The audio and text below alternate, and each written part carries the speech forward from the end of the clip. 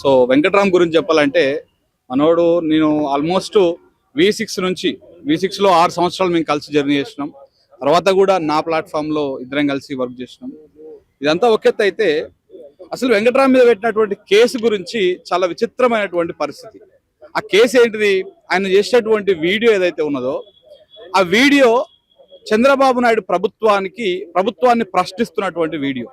ఆ వీడియో ఎవరైతే కొంతమంది జర్నలిస్టులు మహాన్యూస్ వాళ్ళు కావచ్చు, లేకపోతే ఇట్లాంటి వాళ్ళు కావచ్చు, వాళ్ళు చేసినటువంటి భజనని చూపించినటువంటి వీడియో అది. అంతకు మించి ఇంకొకటి ఏం లేదు. సో దానికి సంబంధించి వీడియో అది. సో అయితే ఈ రకంగా వాస్తవానికి కేసు పెట్టాలనుకుంటే అయితే చంద్రబాబు నాయుడు పెట్టాలా, లేకపోతే మహాన్యూస్ వంశీ పెట్టాలా? కానీ కేసు ఎవరో ఒక అన్నోన్ పర్సన్ వచ్చి పెడతాడు. అలా స్టాఫ్ రిపోర్టర్ అని పెడతాడు, ఖలీల్ పాషా అంట, ఆయన పెడతాడు కేసు. అసలు ఈ కేసే నిలబడే కేసు కాదు. ఫస్ట్ ఆఫ్ ఆల్ ఈ కేసును ఎగ్జాంపుల్ గా చెప్పాలంటే నల్లబాలు కేసు ఒకటి ఉంది. సో ఆ తెలంగాణ రాష్ట్రంలో పోలీసులు అత్యుత్సాహంతో ఒక రీట్వీట్ చేసేందుకు కేసు పెడితే ఆ కేసులో ఆ రీట్వీట్ చేసేందుకు 20-25 రోజుల పాటు నల్లబాలు అలియాస్ శశిధర్ గౌడ్ అనేటువంటి వ్యక్తి జైల్లో ఉండాల్సి వచ్చింది. దాని మీద బీఆర్ఎస్ పార్టీ వాళ్ళు కొంత సీరియస్ గా తీసుకొని లీగల్ గా పోతే రాష్ట్ర హైకోర్టు ఒక మంచి గైడ్ లైన్స్ ఇచ్చింది, రాష్ట్ర పోలీసులకు ఆదేశాలు ఇచ్చింది. ఎవరి మీద అయితే పోస్ట్ వచ్చిందో, ఎవరి మనోభావాలు దెబ్బతిన్నాయో వాళ్ళు మాత్రమే కేసు పెట్టాలా. ఎక్స్ పర్సన్ మనోభావాలు తిన్నాయని చెప్పేసి వై పర్సన్ కేసు పెట్టడానికి లేదు. మహాన్యూస్ వంశీ మనోభావాలు దెబ్బతింటే మహాన్యూస్ వంశే కేసు పెట్టాలి. అంతేగాని మహాన్యూస్ వంశీ ఒకళ్ళతో పుచ్చుకొని ఎవరో ఒకరు పోయి కేసు పెడితే ఆ కేసు నిలబడదు. పెట్టిన కేసే తప్పు. చంద్రబాబు నాయుడు మనోభావాలు దెబ్బతిన్నాయని చెప్పేసి ఒక news channel staff reporter journalist, Maha News journalist ఆయన పోయి కర్నూలులో కేసు పెడతాడు. చంద్రబాబు నాయుడుకి మహాన్యూస్ కి ఏం సంబంధం అండి? మీ పెంపుడు కుక్కన మహాన్యూస్ అన్నటువంటి ఛానల్ ఏంటి? దేనికోసం పెట్టారు? ఎందుకు పెట్టారు కేసు? చంద్రబాబు నాయుడు కించపరిచే విధంగా ఆయన మాట్లాడిండు అని చెప్పేసి ఈడ కేసు పెట్టారు. ఇంకొకటి, అసలు ఇన్సిడెంట్ జరిగింది గుంటూరులో. ఏది? ఆయన చేసినటువంటి వీడియో రిలేటెడ్ ఇష్యూ జరిగింది గుంటూరులో. కేసు అయ్యింది కర్నూలు 4th టౌన్ లో. అసలు కర్నూలు 4th టౌన్ కి గుంటూరుకి ఏం సంబంధం? ఎందుకు కర్నూలు 4th టౌన్ లోనే కేసులు అవుతా ఉన్నాయి? అసలు ఇదంతా అయితా ఉంటే ఆ కర్నూలు పోలీసులు వచ్చి తెలంగాణకు వచ్చి హైదరాబాద్ నడిబొడ్డున ఎల్బీ నగర్ పక్కనటువంటి బైరమాల్గూడకు వచ్చి కేవీఆర్ని అరెస్ట్ చేసి తీసుకుపోవడము, నోటీసులు ఇవ్వడం చేస్తా ఉంటే మరి తెలంగాణ పోలీసులు ఏం చేస్తా ఉన్నారు? చంద్రబాబు నాయుడుకి కాపలు కాస్తా ఉన్నారా? ఇదే చంద్రబాబు నాయుడు మీద ఒక పోస్ట్ పెట్టారని చెప్పేసి సోషల్ మీడియాలో పలానా ఎక్స్ అకౌంట్ డీటెయిల్స్ కావాలని చెప్పేసి మన సైబర్ క్రైమ్ పోలీసులు ఎక్స్ వాడికి లేఖలు రాస్తారు, నోటీసులు ఇస్తారు. వీళ్ళకి చంద్రబాబు నాయుడు సీఎమ్మా, రేవంత్ రెడ్డి సీఎమ్మా, లేకపోతే ఇద్దరు కలిపి నడిపిస్తా ఉన్నారా? సో ఇవన్నీ చాలా అంశాలు ఉన్నాయి. ఈ కేసు ఒక ఫాల్ట్ కేసు, ఈ కేసు ఒక నిలబడే కేసు కాదు. ఇందులో ఇంకా కంప్లైంట్ ఇచ్చే విధానం కూడా ఒకసారి మనం డీటెయిల్ గా చాలా పెద్దగా ఉంది, కానీ కంప్లైంట్ ఇచ్చే విధానంలో కూడా ఆయన ఇస్తాడు అక్యూజ్డ్ అని ప్రస్తావిస్తాడు ప్రతి దగ్గర. ఎవరైనా కంప్లైంట్ ఇస్తేప్పుడు అక్యూజ్డ్ అయిపోతాడు, అప్పుడే అక్యూజ్డ్ అయిపోతాడా? నువ్వు విచారించాలా, నువ్వు పెట్టిన కేసు ఫాల్తుదా, కరెక్ట్దా, అందులో ఎవిడెన్స్ ఉందా లేదా, అసలు దేని కిందకి వస్తుందా, అవేవి చూడకుండా అక్యూజ్డ్ అయిపోయింది అప్పుడే వెంకటరామరెడ్డి. ఇక శిక్ష కూడా వేసేస్తే అయిపోతుంది. జడ్జితో పని లేకుండా, ఎవరితో పని లేకుండా ఈ 7 సంవత్సరాలు 10 సంవత్సరాలు మీరే శిక్ష పనిష్మెంట్ వేసేస్తే అయిపోతుంది. ఇది ఒకటే కాదు, ఇంకొకటి అక్కడ ఉన్నటువంటి విక్రమ్ సింహ, ఆయన పేరు ఏం పేరు, విక్రమ్ సింహ మాట్లాడతారంట. ఏమంటారంట? నువ్వు గింత ఉన్నావు నీకెందుకురా ఆంధ్ర రాజకీయాలు, తెలంగాణోడు నీకెందుకురా అంటారు. ఈ ఆంధ్ర ఛానళ్ళన్నీ ఏడ ఉంటున్నాయండి? ఆంధ్ర ఛానళ్ళన్నీ మహాన్యూస్ వంశీ ఏడ ఉన్నాడు కేసు పెట్టినాయన? నువ్వు ఉన్నది తెలంగాణ కదా, నువ్వు తెలంగాణ గడ్డనువా? తెలంగాణ నీ మాయముంత తెలంగాణలో ఉందా? మాట్లాడదామా? లెక్కలు తీసి మాట్లాడదామా? బిడ్డను మీరు ఇదే తమాషాలు చేస్తే ఉద్యమ సమయంలో మిమ్మల్ని వదిలేసిర్రు మా ఉద్యమకారులు, మా తెలంగాణ బిడ్డలు. బట్ ఇక రానున్న రోజుల్లో క్విట్ తెలంగాణ మూవ్మెంట్ స్టార్ట్ అవుతుంది. మీరు ఇట్లనే కనుక జర్నలిస్టులకు మేము ఆంధ్రాకి సంబంధించినటువంటి కంటెంట్ చేస్తే మీకేం అవసరం, మీది మీరు చూసుకోండి, మీది మీరు గడుక్కోండి అన్నటువంటి విధంగా మాట్లాడుతూ ఉన్నారంట. ఇంకొకసారి ఆంధ్ర వార్తలు మాట్లాడితే, ఆంధ్ర వార్తలు చెప్తే మీకు రివర్స్ లో ఉంటది అని చెప్పేసి చెప్తా ఉన్నారంట. మరి ఇప్పుడు తెలంగాణలో ఉన్నటువంటి సోకాల్డ్ మీడియా ఛానళ్ళు, శాటిలైట్ ఛానళ్ళు అన్ని కూడా 90% అన్ని ఆంధ్ర యాజమాన్యానివి, వాళ్ళందరూ తెలంగాణలోనే ఉంటున్నారు.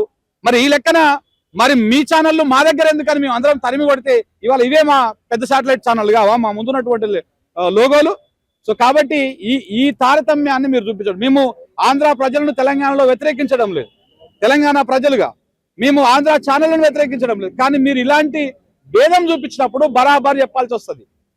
సో మేము ఒక వార్త చెప్తేనే, ఒక వీడియో చెప్తేనే మీరు మీ తెలంగాణోడివి నీకు ఏం సంబంధం, ఇంకొకసారి తెలంగాణలో వేసుకో అంట. తెలంగాణలో వేసుకోవడేంది? ఆంధ్రలో ఉన్నటువంటి చాలా ఛానళ్ళు ఉన్నాయి తెలంగాణలో, ఇక్కడున్నాయి కావు. ఆంధ్రాలో ఉన్నటువంటి వాళ్ళు కూడా తెలంగాణ రాజకీయాల మీద విశ్లేషిస్తున్నారు, వాళ్ళ నచ్చిన స్టాండ్ తీసుకుంటున్నారు. నేను కూడా ఆంధ్రాలో చాలా కంటెంట్ చేసిన, మా రీచ్ ఎలా ఉంటుందో మేము ఎలా ఉంటుందో. ఒక కేవీఆర్ ను ఒత్తేస్తే ఇవాళ ఆగిపోతారు అనుకోవచ్చు, కేవీఆర్ గొంతు నొక్కితే. మళ్ళీ మేము రీస్టార్ట్ చేసాం అనుకో బిడ్డ, నీ చంద్రబాబు నాయుడు, నీ పవన్ కళ్యాణ్, నీ విక్రమ్ సింహాలు ఎవడు కూడా ఏం కాపాడలేదు.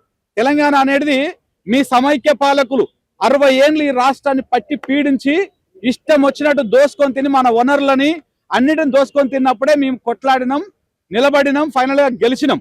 మళ్ళీ ఇక్కడ గడ్డి పోచ కూడా గడ్డపారవుతుంది, గుణపాలు దింపుతుంది. సో మళ్ళా అక్కడ దాకా తీసుకురాకుర్రి, విద్వేషాలు రెచ్చగొట్టకుర్రి. కేవీఆర్ చేసినటువంటి వీడియోలో విద్వేషాలు లేవు, ఇప్పుడు మీరు చేస్తున్నటువంటి ప్రక్రియలో విద్వేషాలు ఉన్నాయి. ఇదే గనక కంటిన్యూ అయితే తప్పకుండా క్విట్ తెలంగాణ మూమెంట్ వస్తుంది. మీ ఆంధ్ర ఛానళ్ళు తప్పకుండా గో బ్యాక్ ఎల్లో మీడియా వస్తుంది. ఇవన్నీ కూడా తట్ట బుట్ట దారుకొని చంద్రబాబు నాయుడు కరకట్టకు పారిపోయినట్టే మళ్ళీ మీ ఛానల్ అన్ని కూడా అక్కడికి ఇంకొక మార్చుకొని అక్కడికి పోవాల్సినటువంటి అవసరం వస్తుంది, తగలబెడతాం. సో కాబట్టి దయచేసి ఇలాంటి విద్వేషాలు రెచ్చగొట్టొద్దు. అనవసరంగా ఎవరు బతకాలు బతుకుతా ఉన్నాం. తెలంగాణ బతుకుతుంది. తెలంగాణ జర్నలిస్టు ఇక్కడ వేసుకుంటారు, అక్కడ వాళ్ళు అక్కడే వేసుకుంటారు. కానీ మీరు ఇలా రెచ్చగొట్టే విధంగా చేసిరు అనుకో, తెలంగాణోడు నీకేం పనిరా అంటే, మరి ఆంధ్రోడు మీకేం పనిరా అని మేము మొదలు పెట్టాం అంటే చాలా ఘోరంగా ఉంటది. సో కాబట్టి ఆ దాకా తీసుకురావద్దని విజ్ఞప్తి చేస్తా ఉన్నా. So thank you very much. Kaloji గారు చెప్పినట్టు ప్రాంతేతరుడు మోసం చేస్తే ప్రాంతం పొలిమేర దాకా తరిమి కొట్టాలి, ప్రాంతం వాడు మోసం చేస్తే ప్రాంతంలోనే బొంద పెట్టాలని చెప్పి ఆనాడు పిలిపిస్తే ఇలా మనని ప్రాంతం వాడు బొంద పెడుతున్నాడు, ప్రాంతేతరుడు కూడా బొంద పెడతా ఉన్నాడు. సో మరి దానికి ఎవరు అవకాశం ఇస్తే ఇవాళ ఇట్లాంటి పరిస్థితులన్నీ జరుగుతూ ఉన్నాయి. అక్కడి మీడియా సంస్థలు ఇక్కడ ఉండొచ్చు, అక్కడి నాయకులు ఇక్కడ బతకొచ్చు, అక్కడి రాజకీయాలు ఇక్కడ చేసుకోవచ్చు. కానీ ఇక్కడి జర్నలిస్టు అక్కడి వార్త రాసినంత మాత్రాన, అక్కడి వార్త చెప్పినంత మాత్రాన ఆయన పైన అక్రమ కేసులు, నిర్బంధం, 3rd డిగ్రీ ఇవన్నీ చూస్తూ ఉంటే జర్నలిస్టు మిత్రులంతా కూడా ఐక్యం కావాల్సిన సందర్భం వచ్చింది. పైగా సామాన్యులకు సమస్యలు వస్తే జర్నలిస్టుల దగ్గరకు వస్తే, మరి జర్నలిస్టులకు సమస్యలు వస్తే మరి ఎవరి దగ్గరికి వెళ్ళాలనే అంశం కూడా ఇలా మా ముందు నిలబడి ఉన్నది. కాబట్టి అన్ని జర్నలిస్టు సంఘాలు కూడా ఎవరన్నా రాని వాళ్ళు కూడా ఇంటికాడు ఉండి కూడా మద్దతు తెలపలేని వాళ్ళు కూడా ఒకసారి ఆలోచన చేసుకోండి. ఇలా కేవీఆర్ పైన జరిగినటువంటి చర్య ఏదైతే ఉందో భవిష్యత్తులో ఎట్టి పరిస్థితుల్లో మనకు కూడా జరిగే అవకాశం ఉంటుంది. మనం ఇవాళ దీన్ని అడ్డుకోకపోతే, మనం కట్టడి చేయకపోతే, మనం ఐక్యంగా ఒక్క తాటి మీద నిలబడకపోతే జరిగే నష్టాన్ని కూడా మనం ఇప్పుడే ఊహించవచ్చు. మనం ఆనాటి ఆ 10 ఏళ్ల పరిపాలనలో మనమే చూసినాము. సరే, కేసీఆర్ని పొగడడం అని కాకుండా ఒక్కసారి ఆలోచించండి. ప్రభుత్వంలో ఉన్నటువంటి, అధికారంలో ఉన్నటువంటి చంద్రబాబు నాయుడిని కూడా ఇడికెళ్ళి తరిమి పంపించినటువంటి ప్రాంతం ఈ గడ్డ. ఇలా అక్కడి వార్త రాస్తే ఇక్కడ జర్నలిస్ట్ ఎత్తుకపోయి ఇలా నిర్బంధించే పరిస్థితికి వచ్చిందంటే మరి ఇలా ఎవరు అవకాశం ఇస్తా ఉన్నారనేది ఒకటి ప్రశ్నించుకోవాలి. పైగా మనోడికే మన మీద ప్రేమ లేదు. ఇలా ఇక్కడ పరిపాలిస్తున్నటువంటి వ్యక్తే అసలు జర్నలిస్ట్ అంటే ఎవరైనా ఆయన్నే ప్రశ్నిస్తూ ఉంటే, ఇటు మెయిన్ స్ట్రీమ్ మీడియాకి, ఇటు డిజిటల్ మీడియాకి ఒక లైన్ క్రియేట్ చేసి వాళ్ళలో వాళ్ళు తనుక సావాలని చెప్పేసి ప్రయత్నం చేస్తున్నటువంటి మన వాళ్ళని ఫస్ట్ బొంద పెట్టానా లేదా అనేది ఒకసారి ఆలోచించుకోవాలి. పైగా కేవీఆర్ కు జరిగింది, భవిష్యత్తులో ఎవరికైనా జరగవచ్చు. కాబట్టి మనమంతా ఐక్యంగా ఏకతాటి మీద ఉండాలి. ఇలా నాకైతే జరగలేదు కదా అని ఇంట్లో అంటే నడవది.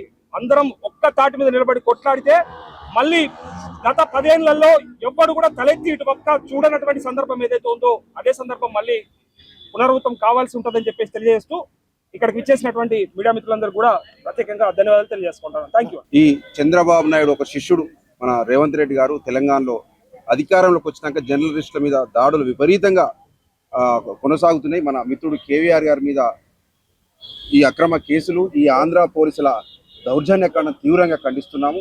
అలాగే గ్రామీణ ప్రాంతాల నుంచి రాష్ట్ర స్థాయి వరకు ఇలాంటి దాడులు కొనసాగుతున్నాయి. మొన్న రాజన్న సిరిసిల్ల జిల్లా కోనరావుపేట మండలంలో కూడా ముగ్గురు విలేకరుల మీద అక్రమంగా కేసులు పెట్టి నిర్బంధించి జైలుకు పంపిన చరిత్ర ఈ కాంగ్రెస్ ప్రభుత్వంది. రాష్ట్ర స్థాయిలో కూడా ఇంత ప్రజా సమస్యల మీద మాట్లాడుతున్న కేవీఆర్ లాంటి వ్యక్తుల మీద రాత్రి వచ్చి దొంగల్లాగా వెతుకపోయి ఒక తీవ్రవాదిని, ఒక నక్సలైట్ తీసుకుపోయి అక్కడ చిత్రహింసలకు గురి చేయడం ఇది తీవ్రంగా ఖండిస్తున్నాం. ముఖ్యమంత్రి రేవంత్ రెడ్డి గారు ఈ తెలంగాణ జర్నలిస్టుల పక్షాన మేము మీకు విజ్ఞప్తి చేస్తున్నాం సార్. ఇటువంటి దాడులు, ఇటువంటి అక్రమ కేసులు ఎప్పటికీ మంచిది కాదు. ఇది తప్పకుండా ఇది రాబోయే రోజుల్లో ప్రజలు తగిన బుద్ధి చెప్తారు మీరు ప్రభుత్వానికి. మొన్నటికి మొన్న వెలుగుమట్ల సంఘటనతో పాటు వెలుగుమట్ల సంఘటన కవర్ చేయడానికి వెళ్ళిన ఇక్కడ తెలంగాణ జర్నలిస్టులని మూషం మన కాళోజీ శ్రీనివాస్ గారిని, మన తొలి వెలుగు రఘు గారిని, నాగేష్ గారు చాలా మందిని అక్రమంగా అరెస్ట్ చేసి జైల్లో పెట్టినారు. అంటే ప్రజా సమస్యలు ఈ తెలంగాణలో లేవనెత్తడం తప్ప జర్నలిస్టులు ఇది అంటే డిజిటల్ మీడియా అని, మెయిన్ స్ట్రీమ్ మీడియా అనేది ఇలా విభేదించి పరిపాలించడం సరైన పద్ధతి కాదు. జర్నలిస్ట్ మిత్రులారా, మీకు కూడా ఒక రోజు వస్తుంది, ఏ జర్నలిస్ట్ మీద దాడులు జరిగినా, అక్రమ కేసులు అయినా ఐక్యమత్యంగా ఎదుర్కోవాల్సిన అవసరం వచ్చింది. ఖచ్చితంగా ఇలాంటి దాడులకు వ్యతిరేకంగా పోరాటం మేము చేస్తామని తెలియజేస్తున్నాను. Thank you. కర్నూలు పోలీసులు అక్కడికి అటెండ్ అయినప్పుడు స్వతహాగా ఆయన బాధ్యతగా నోటీసుల గౌరవం ఇచ్చి అటెండ్ అయినప్పుడు నేను కూడా నా బాధ్యతగా అలా తోటి జర్నలిస్ట్ని అరెస్ట్ చేశారు, కలిసి పనిచేసాం కాబట్టి నా బాధ్యతగా నేను కొంతమంది ఏపీకి సంబంధించి కొంతమంది పొలిటికల్ లీడర్లకు నేను కాల్ చేసిన, తెలంగాణకు సంబంధించిన కొంతమంది పొలిటికల్ లీడర్లకు కూడా కాల్ చేసిన. మీకు ఏమైనా ఏపీలో పరిచయాలు ఉంటే దయచేసి ఈ విషయంలో జోక్యం చేసుకోండి, కేవీఆర్ని మనం కాపాడే ప్రయత్నం చేయాలి. ఏపీ పోలీసులు అక్కడ కూటమి ప్రభుత్వానికి ఇబ్బంది అవుతుంది కాబట్టి ఖచ్చితంగా ఆయన పైన లాఠీ చార్జో లేకపోతే థర్డ్ డిగ్రీ ప్రయోగించే అవకాశం ఉంటుంది కాబట్టి కొంతమంది పొలిటికల్ లీడర్లకి కాల్ చేసినప్పుడు ఆ కర్నూలుకు సంబంధించిన సిఐకి, ఆ పక్కన పోలీస్ స్టేషన్ సంబంధించిన సిఐకి ఒక పొలిటికల్ లీడర్ మాట్లాడినప్పుడు ఆ సిఐ ఏం చెప్తా ఉన్నాడంటే ఇది పైనుంచి ప్రెజర్ ఉంది అని చెప్పినాడు. ఆ పొలిటికల్ లీడర్ వెంటనే పైనుంచి ప్రెజర్ ఉంది కదా, స్థానికంగా ఉన్న ఎమ్మెల్యేకు కాల్ చేస్తానన్నా అట్లీస్ట్ కేవీఆర్కి నోటీసులు ఇచ్చి వదిలిపెడతారేమో అని మేము ప్రయత్నం చేసినాం. ఆ ఎమ్మెల్యేతో మాట్లాడితే కూడా ఆ ఎమ్మెల్యే క్లియర్ ఒకటే మాట చెప్పిండు, ఇది లోకేష్ నుంచి ఉంది, ఇది చంద్రబాబు నాయుడు నుంచి ఉంది, మేము దీంట్లో ఇన్వాల్వ్ కాలేమని క్లియర్గా చెప్పారు. ఎందుకు ఈ మాట చెప్తా ఉన్నంటే రేపు పొద్దుగాల రేవంత్ రెడ్డికి సంబంధించిన చెంచాలు కావచ్చు, చంద్రబాబు నాయుడు లోకేష్ సంబంధించిన చెంచాలు కావచ్చు, కేవీఆర్ థర్డ్ డిగ్రీ విషయంలో మా ప్రమేయం లేదు, మాకు సంబంధం లేదు, అక్కడ బూచీగా ఆ కర్నూలు పోర్ట్ టౌన్ సంబంధించిన విక్రమ్ సింహ సిఐని కూడా చూపించే అవకాశం ఉంటుంది. 100% సిఐతో పాటు ఇక్కడ లోకేష్ ప్రమేయం, చంద్రబాబు ప్రమేయం ఉన్నట్టు స్పష్టంగా నాకు అర్థమైంది, వాటి మీకు ఎక్స్ప్లెయిన్ చేయదలుచుకున్నా. సో ఏదేమైనప్పటికీ బాధాకరం. సో ఇప్పుడు అందరం మాట్లాడుతున్నాంలే కానీ ఆ థర్డ్ డిగ్రీని మనం రిటర్న్ తీసుకోలేము. ఆ గాయాలు మళ్ళీ అంటే ఆ కోలుకోలేని గాయాలు, అటువంటి 1 వీక్ ఎటువంటి ఇబ్బంది పడిండో నేను చూసిన. సో ఇంకో మాట ఇక్కడ నాకు చిన్న డౌట్ కూడా వస్తూ ఉన్నది, కేవీఆర్ అని వదిలిపెట్టాలంటే కేవీఆర్ భార్య రావాలి అన్న మాట సిఐ పదే రిపీట్ చేసినట్టు ఆ మాటలు ఆయనకి ఇంకా బాధ పెడతా ఉన్నాయి. చంద్రబాబు నాయుడిని ఆనాడు వైసీపీ గవర్నమెంట్ ఉన్నప్పుడు చంద్రబాబు నాయుడిని అరెస్ట్ చేశారు కదా, ఆనాడు కూడా వైసీపీ గవర్నమెంట్, ఆనాడు ఉన్న వైసీపీ కింద పనిచేస్తున్న పోలీస్ వ్యవస్థ కూడా చంద్రబాబు నాయుడు నీ భార్యని పంపిస్తేనే చంద్రబాబు నాయుడిని వదిలిపెట్టమన్నమాట ఆనాడు పోలీసు వాళ్ళు ఏమని చెప్పారు. అందుకే కేవీఆర్ విషయంలో కూడా ఈనాడు కూటమి ప్రభుత్వం కింద చెంచాలుగా పనిచేస్తామన్న కొంతమంది పోలీసులు కూడా ఈ మాట అందుకే యూజ్ చేశారు. నాకు డౌట్ వస్తూ ఉంది. సమాధానం చెప్పాల్సిన బాధ్యత ఇక్కడ తెలంగాణ ముఖ్యమంత్రి రేవంత్ రెడ్డికి ఉంది, అక్కడ కూటమి ప్రభుత్వానికి కూడా ఉంది. దానికి తోడు ఇక్కడ తెలంగాణలో పవన్ కళ్యాణ్కి చాలా మంది ఫ్యాన్స్ ఉన్నారు, పవన్ కళ్యాణ్ కూడా స్పందించాల్సి వస్తుంది. సో ఏదేమైనప్పటికీ తెలంగాణ జర్నలిస్టుల జోలికి కనుక ఏపీ ప్రభుత్వం రావాలి, గెలికి వాసన చూడాలనుకుంటే ఖచ్చితంగా మేము ఇప్పటివరకు తెలంగాణ పైనే ఫోకస్ చేస్తాం, రాబోయే రోజుల్లో ఏపీ పైన కూడా ఫోకస్ చేస్తాం. 100% కేవీఆర్ని కాపాడుకునే బాధ్యత మా అందరి పైన ఉంది. ఇప్పుడు మీకు నిజంగా న్యాయం జరగాలంటే మీకు ఒకటే దిక్కు, అది న్యాయస్థానం. ప్రభుత్వము మీకు శత్రువే. ప్రభుత్వం ద్వారా మీకు న్యాయం జరిగే అవకాశాలు చాలా తక్కువ కనబడుతున్నాయి. ఎందుకంటే మీ పక్షాన నిలబడి మీకోసం పోరాటం చేసిన జెన్యూన్ పీపుల్ మీద పీడీ యాక్టులు వేసి వాళ్ళని లోపలేసే కుట్ర జరుగుతుందనేది నాకు సమాచారము. యాక్చువల్లీ ఏంటంటే ఆ ఇండ్లు ఏ నోటీస్ లేకుండా, ఏ ప్రొసీజర్ లేకుండా హఠాత్తుగా కూల్చేసిన చూసారా, దాని మీద చర్చ జరగాలి. ఇప్పుడు ప్రభుత్వం దాన్ని ఎట్లా డైవర్ట్ చేస్తుందంటే దాంట్లో అర్హులు ఎవరు, పేదలు ఎవరు, పేదలు కానోళ్ళు ఎవరు, వాళ్ళను స్క్రూటినీ చేసి ఇస్తాము అదంతా కాదు. ఇప్పుడు ఫస్ట్ ఏంటంటే అసలు మీరు ఎట్లా కూలగొట్టినరు, కూలగొట్టాల్సిన అవసరం ఏమొచ్చింది, దాని మీదనే మెయిన్ న్యాయస్థానాలు కానీ ఎవరైనా చర్యలు తీసుకున్నది ఉంటుంది. అయితే ఇప్పుడు కలెక్టర్ కానీ, జాయింట్ కలెక్టర్ కానీ, మంత్రులు కానీ వీళ్ళందరూ కూడా ఒక పెద్ద పొరపాటు చేసేసినారు. దాన్ని కప్పిపుచ్చే ప్రయత్నంలో ఎంక్వైరీలు చేసి ఏదేదో చేసి డేటా సేకరించి ఆ 300 మందికి ఇస్తున్నామని ఇవన్నీ కూడా డ్యామేజ్ రిపేర్ చేసే ప్రక్రియనే తప్పితే మీకు నిజంగా న్యాయం చేసే ప్రభుత్వమే ఉండుంటే కూలగొట్టేదే కాదు. కాబట్టి ఏంటంటే దీనికి ఒకటే ఒక ఉపాయం, ఎవరెవరైతే ఇండ్లు కూలగొట్టబడ్డాయో మీరందరూ ఉమ్మడిగా ఎఫ్ఐఆర్లు బుక్ చేయండి పోలీస్ స్టేషన్లలో.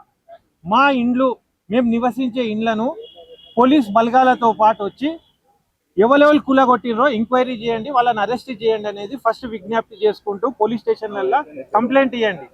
పోలీస్ ఎస్ఐలు ఏం చేస్తారు, అది కాదు, అది సివిల్ నేచర్, మా పరిధిలో లేదని ప్రభుత్వం వాళ్ళకి అండగా ఉన్నది కాబట్టి వాళ్ళు చెప్తే చేసింది కాబట్టి వాళ్ళు తిరస్కరిస్తారు, పర్వాలేదు. అప్పుడు మీరు న్యాయస్థానాలకు పోయి ప్రైవేట్ కంప్లైంట్ బుక్ చేయండి. అప్పుడు న్యాయస్థానం మళ్ళీ పోలీస్ స్టేషన్కి రాస్తుంది ఏమని, ఎఫ్ఐఆర్ బుక్ చేయండి అని.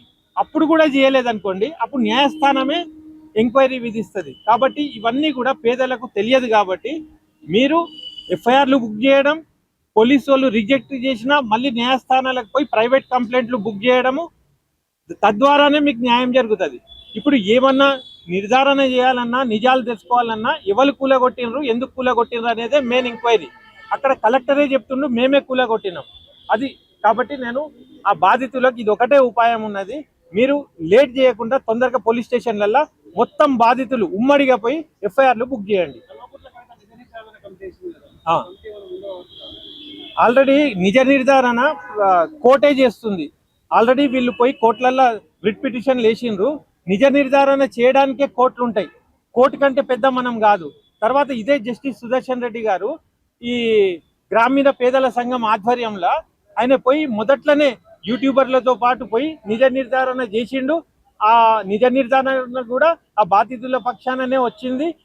మళ్ళా నిజ నిర్ధారణ ఏం చేస్తారు, మళ్ళీ ఆయననే చైర్మన్ నుండి డబల్ నిజ నిర్ధారణలు అవసరమా? ఆల్రెడీ వాళ్ళు బుక్ కూడా ప్రింట్ చేసి నేనే చదివిన, నా కాడ ఉన్నది కూడా. మళ్ళీసారి నిజ నిర్ధారణ అంటే అది ఏదో కాలయాపనో లేకుంటే ఆ నిజ నిర్ధారణలో ఏమైనా చేంజెస్ చేయడానికి చేస్తున్నారో తెలియదు. కానీ నిజ నిర్ధారణలతోని న్యాయం జరగదు. న్యాయస్థానం చేసే నిజ నిర్ధారణే మీకు అండగా ఉంటుంది. అదే ఆల్రెడీ గ్రామీణ పేదల సంఘం దాంట్లో మొట్టమొదలే ఆయన పోయి చేసి వచ్చిండు. పాశం యాదగిరి ఆయనే, తర్వాత మన యూట్యూబర్లు మన తొలి వెలుగు, శ్రీనివాస్ కాలేజీ, వీళ్ళందరూ పోయి నిజ నిర్ధారణకే పోయినరు. దాని ద్వారానే మాకు తెలిసింది. మళ్ళీ నిజ నిర్ధారణ ఒకటే సేమ్ జడ్జి ఎన్నిసార్లు చేస్తాడు, ఆయనే చైర్మన్ దానికి. అది ప్రింట్ అయిన బుక్లెట్ కూడా నా దగ్గర ఉన్నది. ఆల్రెడీ ఆయన నిజ నిర్ధారణ చేసేసిండు. ఇప్పుడు కవిత గారు కూడా అదే నిజ నిర్ధారణను పరిగణలోకి తీసుకోవచ్చు, అది పేదల పక్షమే ఉన్నది. ఇంకా నిజ నిర్ధారణ ఏంది, నేను అనేది ఏంటంటే అక్కడ అర్హులెవలు, అర్హులకు ఇచ్చిండ్రు, అదిగా చర్చ. ఎట్లా కూలగొట్టినరు, కూలగొట్టింది ఎవరు, కలెక్టరే ఒప్పుకున్నాడు నేనే కూలగొట్టినా అని. ఇంకా నిజ నిర్ధారణలు ఎక్కడి? తర్వాత జడ్జి సాబుకు కూడా పదే నిజ నిర్ధారణలు అవసరం లేదు, ఆల్రెడీ కోర్టుకు వదిలేసిన ముచ్చట ఇది. ఫస్ట్ మీరు పోయి ఎఫ్ఐఆర్లు బుక్ చేయండి, పోలీస్ స్టేషన్ వాళ్ళు తీసుకోకుంటే ప్రైవేట్ కంప్లైంట్ కోర్టులు వేయండి. ఆ తర్వాత నిజ నిర్ధారణలు జరుగుతాయి, కరెక్ట్ జరుగుతాయి. లేకుంటే మిమ్మల్ని తీసుకుపోయి మీరు బాధితులనే పీడియాక్ లేచి కుట్ర జరగబోతుంది, జాగ్రత్త.